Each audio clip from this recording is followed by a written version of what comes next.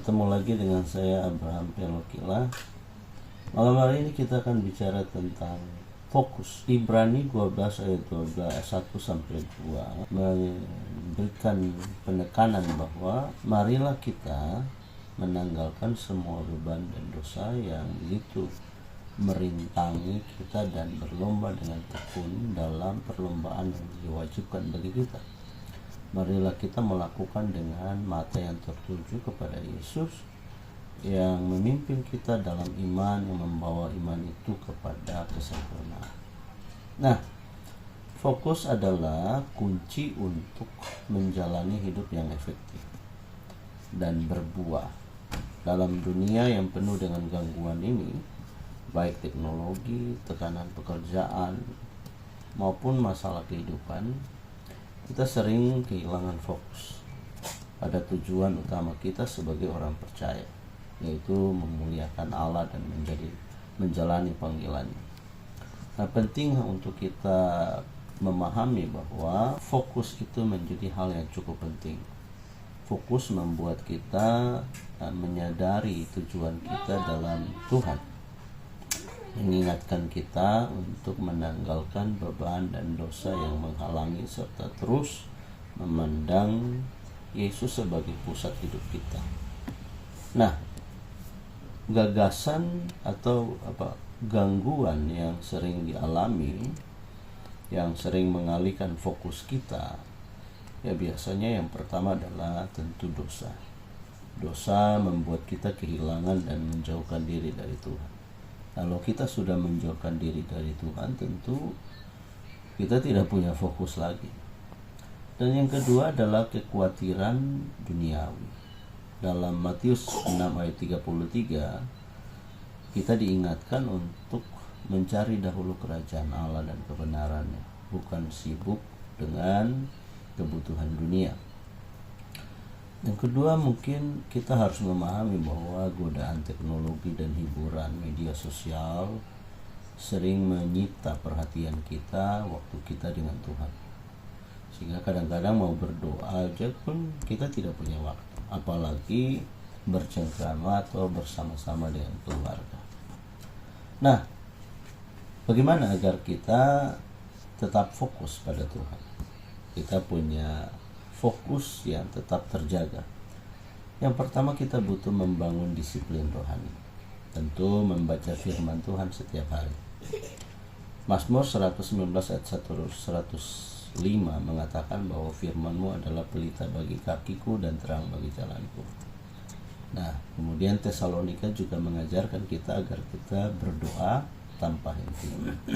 Yang kedua, agar kita menjaga komunitas iman, ada di dalam komunitas iman, dalam persekutuan dengan saudara-saudara seiman. Jangan kita sering meninggalkan persekutuan, karena dengan persekutuan itu kita dibangun, dikuatkan, diteguhkan, ditegur, bahkan dididik dan diajar. Nah, dan yang berikut adalah kita butuh punya komitmen untuk bisa melayani Tuhan. Fokus pada panggilan kita, fokus pada apa yang Tuhan rencanakan buat hidup kita. Memang kita hidup di dunia, kita mencari berbagai kebutuhan hidup kita, tetapi kita harus mengingat bahwa Tuhan punya rencana atas hidup kita. Salah satu rencana Tuhan yang baik dalam hidup kita adalah bahwa Dia memanggil kita untuk melayani. Nah, dalam pelayanan ini kita harus sadar bahwa Tuhan memanggil, menetapkan kita pada pelayanan-pelayanan tertentu di mana kita bisa berguna dan maksimal bagi pekerjaan Tuhan.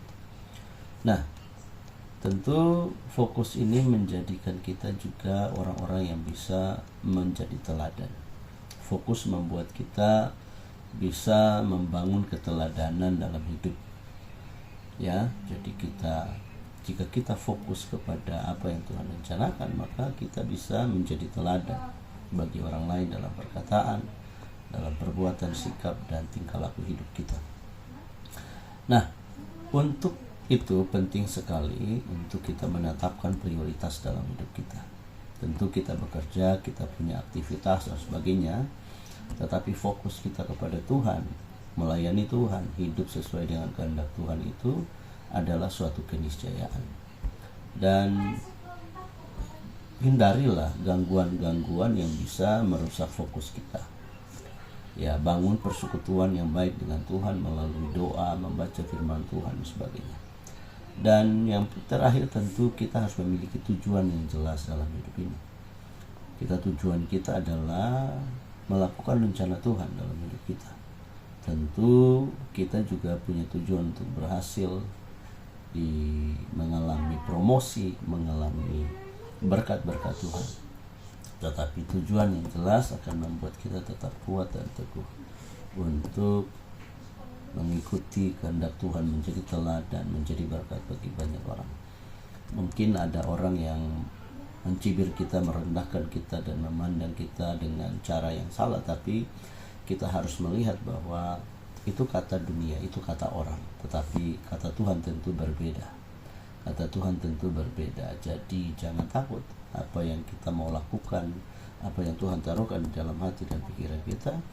Kita butuh fokus untuk bisa melakukannya terus menerus, dan sampai pekerjaan-pekerjaan yang Tuhan kehendaki untuk kita lakukan menjadi berhasil. Tentu tantangan ada, tentu godaan pasti ada, tentu berbagai persoalan itu tidak mudah. Dunia ini selalu menawarkan hal-hal yang mudah menurut mereka, tetapi ujungnya menuju kebinasaan. Tetapi Yesus Kristus berjanji bahwa Dia akan memberikan kita kekuatan senantiasa. Oleh karena itu kita butuh fokus. Apa yang kita mau kerjakan, kita tuliskan, kita doakan, kita kerjakan terus secara konsisten. Maka suatu saat nanti kita akan melihat hasil betapa Tuhan menyertai dan memberkati hidup kita.